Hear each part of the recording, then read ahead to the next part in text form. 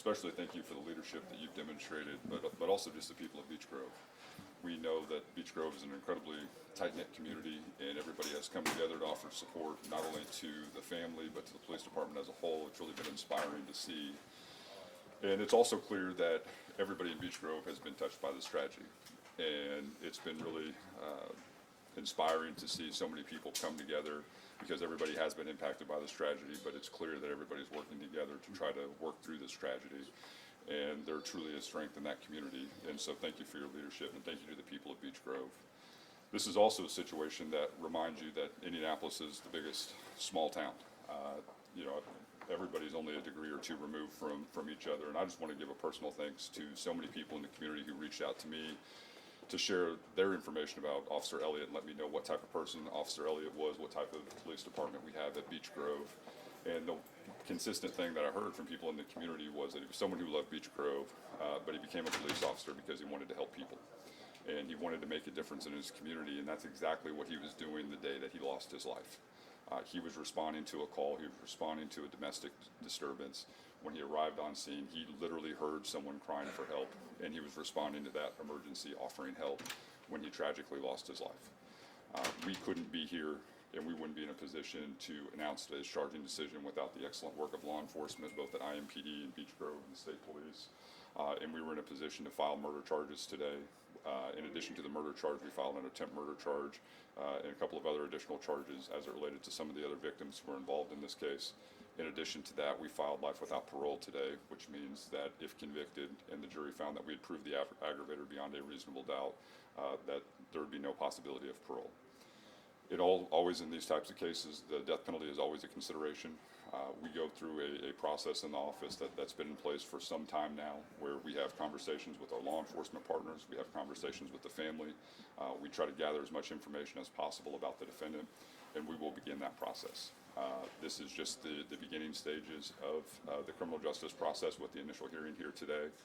We feel very fortunate to have the relationships that we have with not only people in the community, but people in law enforcement to help us build a strongest case possible. But the other thing I would just tell a lot of people is we've not even had the opportunity to interact with the family. And our message is very simple, that we'll begin those conversations when they're ready. When they're ready to talk, when they're ready to meet, when they're ready to walk through the criminal justice process, we're happy to do that.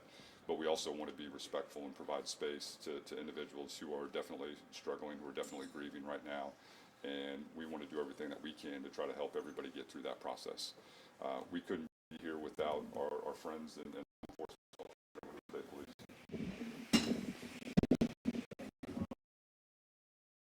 On behalf of Mayor Cobb, I want to thank all of you for your continued coverage of this and your work to find the positive stories about Officer Elliott. The Indiana State Police detectives, with close support from IMPD, Beech Grove Police Department, have been working around the clock since Monday evening to get this probable cause to the prosecutor's office so that we can move forward with the charges. But this does not conclude our investigation. There's still a lot of questions to answer, and we're going to continue to work through this until we have the answers to all the questions that you have and that we have as well. So we ask for your patience. We want to thank the community for the incredible support that we've had. It's a team effort, not only the investigation, but the planning for the celebration of life for Officer Elliott is an incredible effort by officers from all over the state who've convened on Beech Grove this week to honor our brother. And that's exactly what we're going to do. We encourage the community to find ways to get involved, whether that be words of encouragement and support or lining the procession route on Monday afternoon. It is incredibly meaningful when we get those messages. Today in court, when the suspect entered the courtroom and left the courtroom, he was wearing Brian Elliott's handcuffs that Brian Elliott carried with him every day while he was a Beech Grove police officer. That's a symbolic thing that is very meaningful for his fellow officers, for us, for his family, to know that he's still here with us and he's helping us through this case. Thank you. I'll echo what both said, that today really is just a vivid reminder of the the sacrifices that officers make every day. I'm so thankful to Marion County Prosecutor's Office, Indiana State Police, and Beech Grove for their effort in moving this case forward. This is a long road. This is just the beginning for the Elliott family. And obviously, we have another officer that was injured, and we're praying for a speedy recovery.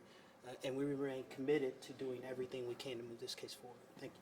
Do you guys mind sharing? I mean, it's evident, there's several law enforcement agencies across the state that this brotherhood, you said it, Ryan, it doesn't see a color of uniform, it doesn't see a badge shape, it doesn't see a title. Can you speak to that? You know, we all come together regardless of the color of our uniform, the shape of our badge, or the patch on our shoulder. We all have the same common goal, and that's to serve our community, to provide safety for our communities, regardless. And we're all hurting. This badge that we wear on our chest, to most, looks like a piece of metal. But to us, it's very heavy, and it gets heavier every time something like this happens. And we carry that weight with us, but we also use it for motivation. We haven't stopped, you know, just because we're mourning, and this tragedy has had a major effect on law enforcement, not just across the state, but across the country. We all hurt from this. But what keeps us going is the support from the community and our desire to continue serving together as one team. Prosecutor, the judge laid out, I mean, you talked about the possibility of the death sentence, but also she talked about the possible life sentence. Can you talk about the sentencing and time frame that you guys are looking and hoping for in this case? Well, as the case currently stands, the maximum penalty on a murder charge is ordinarily 65 years. In certain circumstances, we have the ability to ask for the life without parole enhancement, which we've done in this case. The aggravating circumstances in this case, and what we are alleging, is that because Officer Elliott was working in his capacity as a law enforcement officer and he lost his life serving his community, we believe that those allegations qualify for the life without parole sentencing enhancement, which is why we're going to seek it in this case. But you'll seek input from the family before seeking the death penalty. Absolutely. We'll seek input from not only the family, but our law enforcement partners, and we'll also want to gather as much information as possible about the person who's accused of a crime. In this particular circumstance, we're dealing with an individual who'd never even been arrested in Marion County before. And his criminal history seems to have occurred in other states. We're making efforts to try to verify that information, learn as much about those cases as possible, so we can paint a complete picture to the court, the public, the family, to let everybody know exactly what type of profile we're dealing with. What circumstances go into a death penalty case? What would have to happen for that to come together? Well, I mean, there's the legal aspect of it is, you know, there are certain individuals who are not qualified based on, you know, is there an intellectual disability? Is there cognitive issues that would prevent the death penalty from being imposed?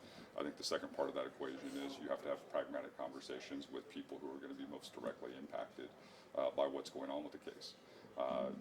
Unfortunately, you know, we just had a situation in Beech Grove where that was the last person to be executed, and that was 30-some years later. And so it's very important that everybody understands exactly what is required in a death penalty case, and everybody's going to be committed to see this thing through to the end.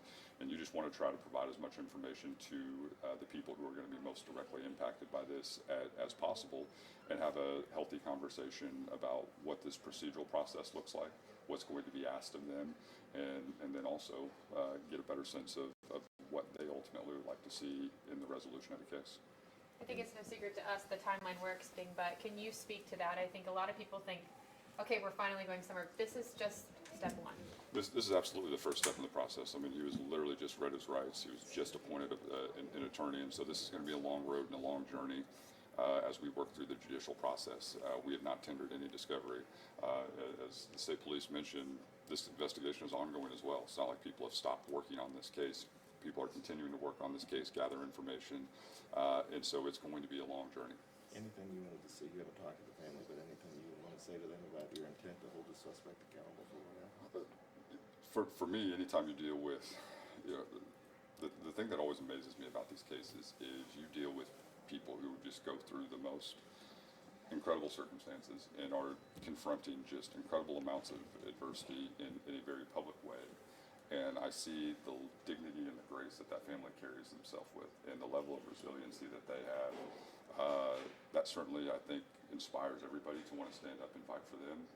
But you also want to stand up for Officer Elliott, and you want to make sure that this process hopefully honors the sacrifice that he made to this community. Oh, one more. All right. Thank you.